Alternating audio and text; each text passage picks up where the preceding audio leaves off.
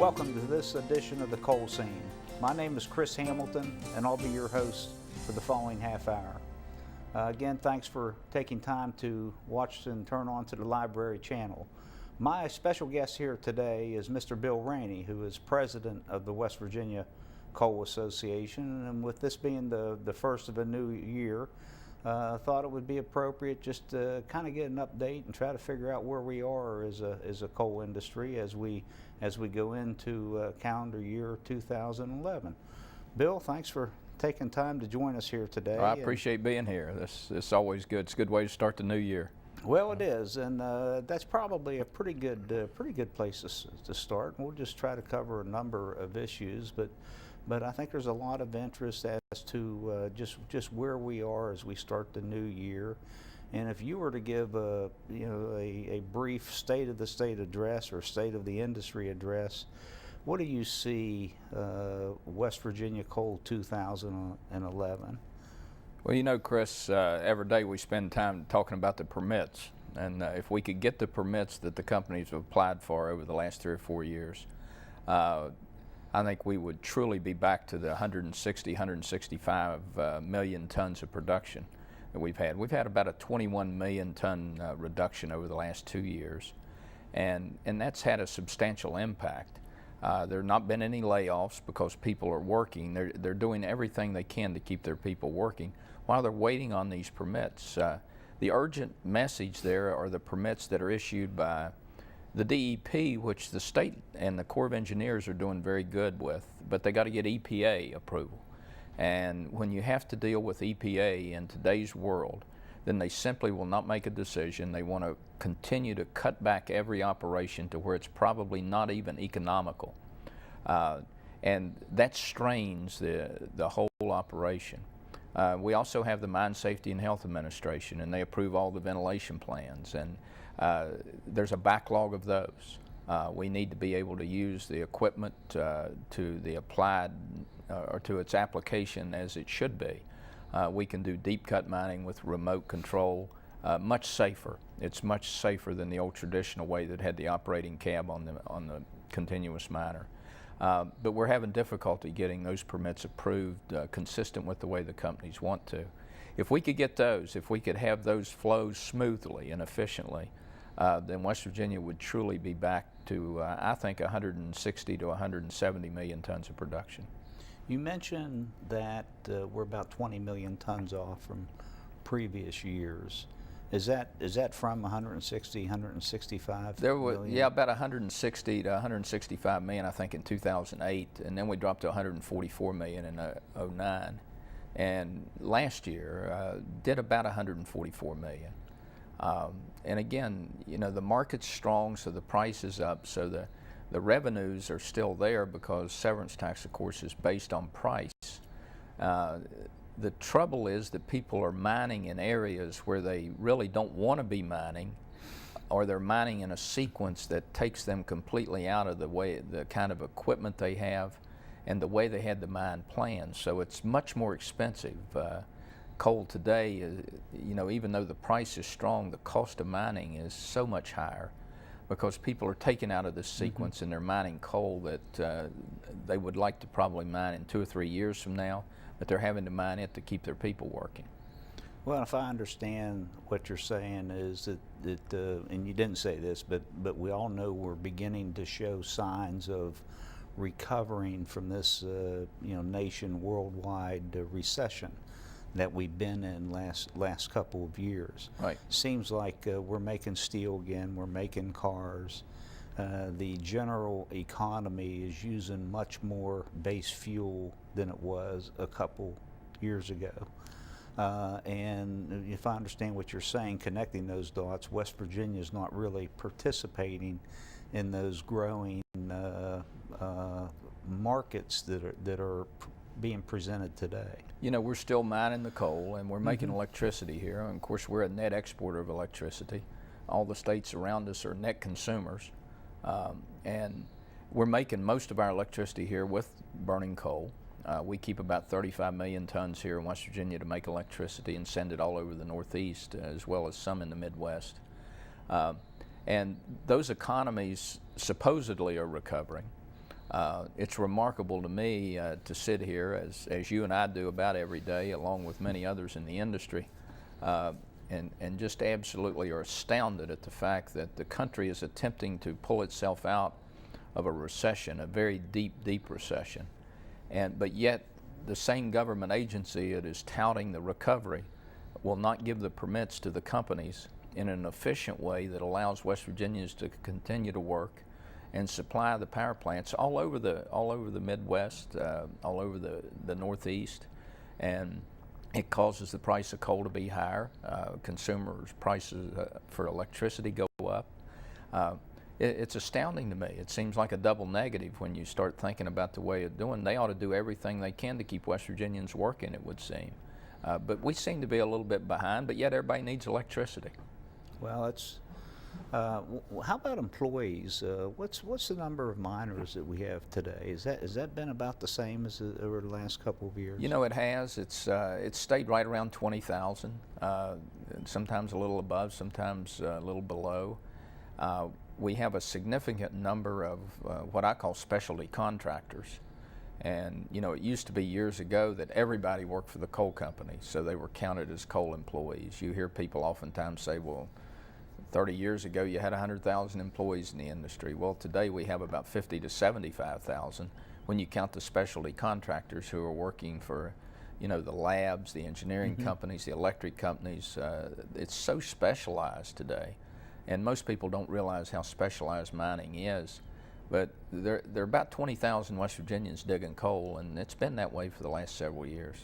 And then you throw the contractor jobs, the specialty contractors, you have another 30 to 35. Yeah, it runs about 30, 35,000. Then you multiply that once again by about that, or not multiply, but you add another 30,000 for the ones that are working in the local economy. And working at the pizza shops and the Krogers and the different service stations and convenience stores and furniture stores, then it's a substantial part of the economy. I think we're probably, in most of the 26 counties that we mine coal in here in West Virginia, we're likely to be the largest private part of the economy. Now the school boards and some of those are you know, larger in terms of number of employees, but in terms of true, just raw capital investment, I would expect our industry to lead the way with that. It seems that I know EPA has, for all intent and purposes, has had a you know, somewhat of a moratorium on issuing new mine permits, and it doesn't seem to you know, it doesn't seem that there's any light at the end of that tunnel. And do you think that's a matter of EPA just putting these operations and permits through greater scrutiny, or is this EPA upholding the president's words during the, you know, the election 2 years ago, where he had a bias against coal? All the above? Well, it looks like maybe it's all of the above, and you know, the moratorium is, I guess if you talk about 4 permits in the last 2 years, then perhaps they would say in Philadelphia or Washington that's not a moratorium, but we feel like it is. We truly do. And the trouble is they're changing the target almost every day, and they put out these unrealistic policies that no other state has to deal with, or certainly no other region, and they seem to be concentrated in the Appalachian region, particularly as you relate, you know, talk about Ohio, Pennsylvania, Virginia, Kentucky. And we're expected to reach to a standard that states in the Midwest and out West do not need to meet. As I understand it, this isn't limited to surface mining. The problems, no, not at all. The problems with EPA, the permitting difficulties. Yeah, the opponents of our industry would like for you to believe that it's only large-scale surface mines, and but it reaches and touches the smallest of underground mines. It touches the smallest of surface mines. We have highwall mining. It's a new technology that has a very small footprint, affects them. I mean, every permit, every mining operation is subject to the scrutiny of EPA, who is changing the target, establishing unrealistic, almost impossible standards to meet. We have drinking water standards. No, we have standards that are tougher than drinking water, at way up these hollows where we operate. And, you know, typically the only people that are up there are the ones that are working there. Or, you know, maybe they went hunting up there sometime. But people don't see these places, and EPA is just, they're treating us as though we were a major facility on a big waterway. And that's simply not the case. Maybe because of the pricing, maybe because of the nation's and world's reliance on coal. But it seems like the value, the benefits of coal to the state of West Virginia has really been emphasized over the past several years. And I know we were talking beforehand, and you just, the West Virginia Coal Association just recently had commissioned West Virginia University's Business and Economic School and Marshall University's business group, and they've completed a new economic profile of the industry. And I'm astonished when I look at those numbers. Everybody knows it's an important part of our economy. Everybody knows that, you know, it's responsible for X amount of jobs. But I think the real magnitude and impact of the industry is not, you know, everyone just hasn't grasped that. I don't think so either. And, you know, you have former governor, now United States Senator Manchin, who enjoyed a time when West Virginia was one of only 4 states, I think, that had a budget excess or That's surplus. just last couple of years. And now acting Governor Earl Ray Tomblin touted that in his State of the State address, of course, and talked about the fact that our natural resources are the reason that West Virginia is certainly much better off than the majority of states in this country. When you look at California and you know the huge debt they got out there, I don't know how they're going to climb out of that unless the federal government steps in and bails them out. But here we're mining coal and we're drilling for gas, and we'd like to be cutting a little more timber, I think, listening to the forestry people. But you take the natural resources and just talking about to someone, it's a new wealth business, because you're taking something of little value and making something of greater value, electricity or steel or whatever, out of it. And that's a good, solid foundation for an economy. It's great to have service economy, and we've got to have that in order to have what we call the basic economy. But the natural resources is the reason that West Virginia's prevailed here, and people, I hope, are taking a look at that from other states and thinking, you know, not only do they know how to mine it and drill it and use it, but it's a pretty good state, and the management here is pretty good, and they've been very, very conservative in their approach to things, and hopefully it'll keep us on track there so that we have a real bright future. Well, I know this governor, the current acting governor, former Governor Manchin, and the state legislative body have been just exceptionally conservative with the state's budget. They've been trying to pay down pension debt, and a lot of the surplus that they have had here over the last couple of years, they've tried to take care of some of the state's, you know, longer term debts. And that's good. That's positive. Everybody benefits from that. Oh, they do. Yeah, they've been doing that for about the last half dozen years, and perhaps it's longer ago than that. But again, I think everyone will quickly point to the fact that we're mining coal, selling it in a strong market, making electricity from it. We're enjoying a pretty healthy natural gas industry here, who also pays severance tax. And that truly is the basis for us being able to prevail where other states are having a lot of difficulty right now. Does the current situation we find ourselves in, does it provide a somewhat of a false floor or false sense of security? Crisis in waiting comes to mind. If I understand, we have, I think you mentioned 20 million tons less than what we produced the preceding year, and that was down a little bit from I guess, 2008. But yet pricing has you know, it's kind of nudged its way upward. Pricing has, and you know, of course, there's people know a lot more about it than I do, but you got to presume that part of it is because there's not as much coal available, so the price goes up. There's a great demand in Europe and other places for metallurgical coal.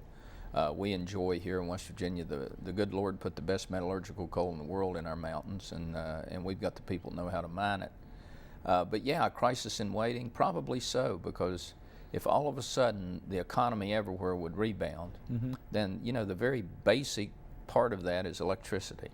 You got to have it to run your computers, and they're talking about electric cars. So the more electric cars we have, the better off we're going to be. And but it's going to take power plants to juice those up in the evening. The loss of 20 million tons of production hasn't been fully felt or experienced because of that pricing going up. That's exactly right. That's it's what invisible. I was thinking. Yeah, it's very much like a good carpenter where you cover your mistakes, and so the increased pricing has covered the reduction in volume that we mined.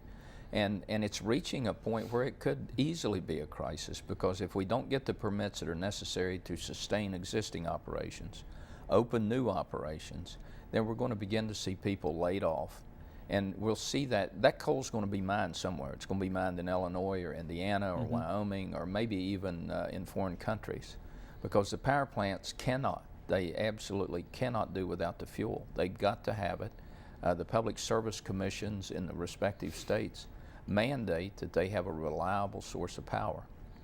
So if it's not mined here, it doesn't do us a bit of good. And all the renewables combined today equate to how much power? I think 3 or 4%. 3 or 4%. You hear so much about solar and wind and hydro. We heard a presentation this morning about solar, and they were asking if we had any problem. And no, we don't have any problem. We need all sorts of power from every kind of source we can imagine. And still we're going to need coal. But coal is a finite resource. It is. And to that point, we have, how much do we have remaining? Approximate. I know there's no accurate. The experts at the Geologic Survey in Morgantown talk about somewhere in the neighborhood of 50 billion tons of recoverable coal remaining. Since we've been a state, 1863, and do the math, so that must be about 147 years, we've mined about 14 billion tons. So we mined 14 billion, we got 50 billion remaining. So there's plenty of coal that's going to outlast you and I both, and certainly many generations, we think. So we've mined 25–30% of what we have. About. Something like that. Yeah, that's about right. So there's a very bright future. There's a lot of coal here, and we're getting better every day at mining it. I mean, they're mining coal today, as you well know, that they never thought they would mine 10 years ago. The technology is remarkable. The discipline, the innovative way of our coal miners is just absolutely astounding. Average age of today's miner, 50, 55, 20, 25 years of experience. Yeah. I mean, he is a true journeyman at what he does. I don't think anyone questions that.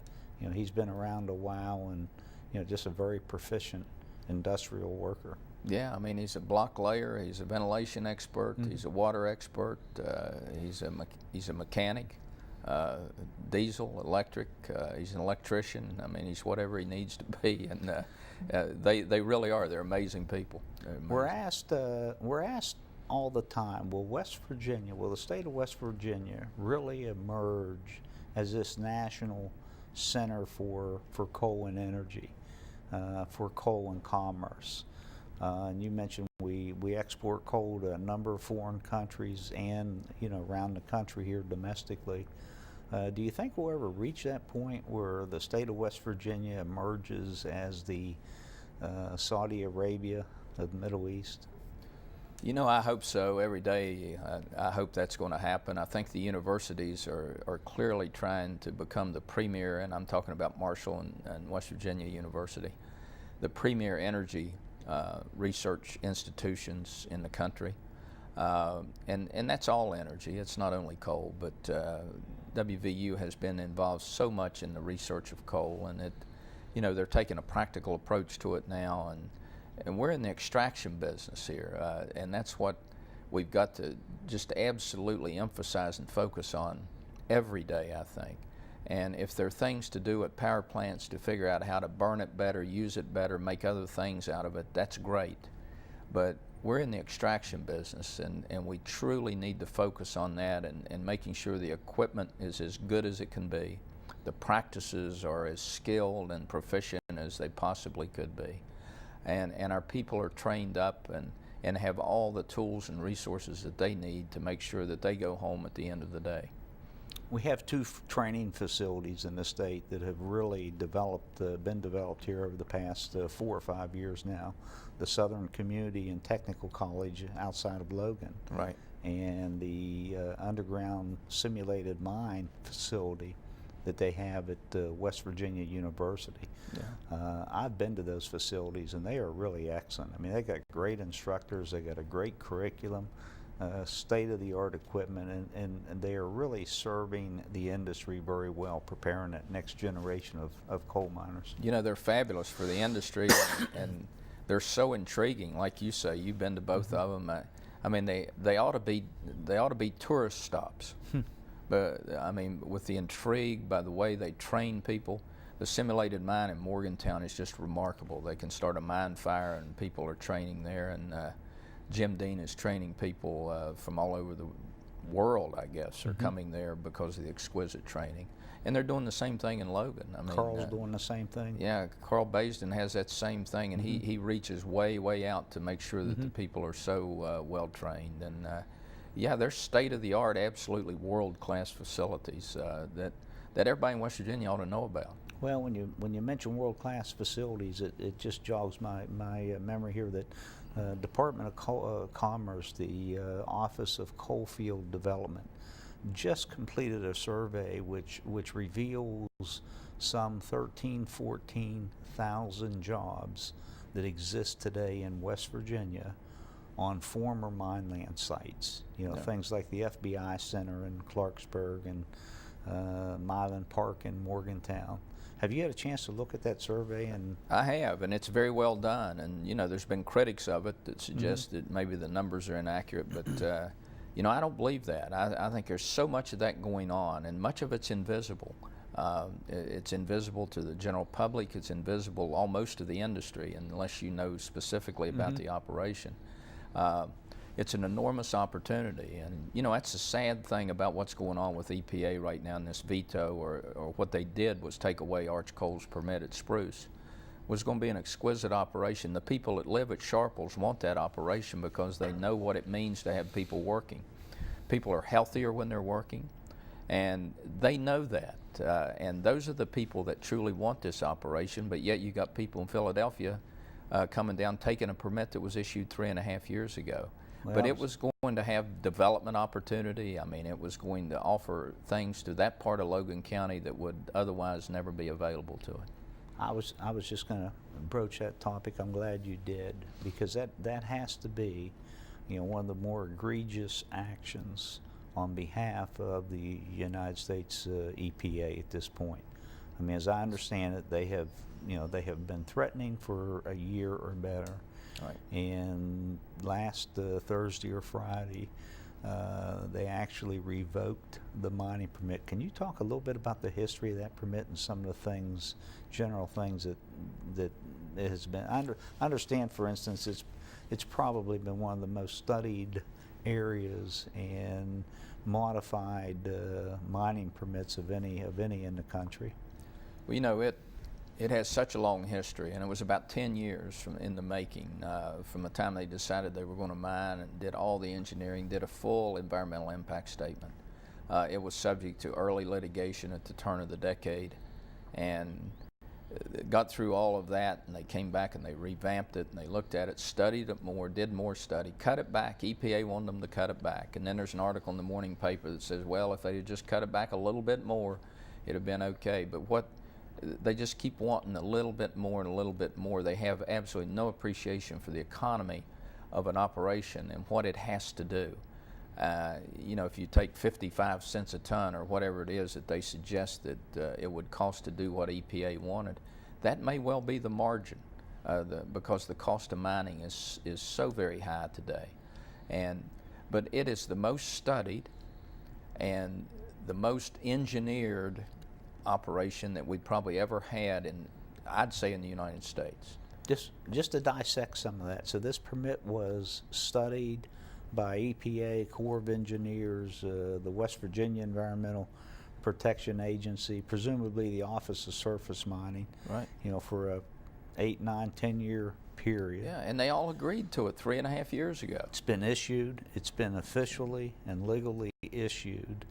and they're operating there. 80 people are working there. They have and people some of on the the ground. investment's been made. The company budgeted, according to the reports, about $250 million. And they've not invested all of that, thank goodness, with the way EPA changes their mind.